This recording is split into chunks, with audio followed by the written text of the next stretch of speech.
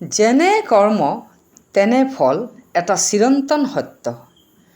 Lord বুদ্ধই কৈছে, কৰ্ম মানে অকল কাম নহয়, এইটো আমাৰ চিন্তা, কথা আৰু আচৰণৰ সমষ্টি। প্ৰতিটো কৰ্মই এটা বীজৰ নিচিনা যি ফল দিয়ে।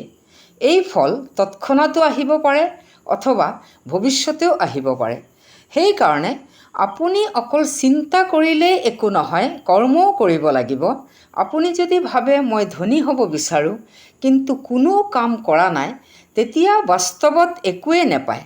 আপুনি যদি মৰম বিচাৰে কিন্তু নিজে কাকো মৰম নিদিয়ে, তেন্তে সেই মৰমও আপুনি নাপায়।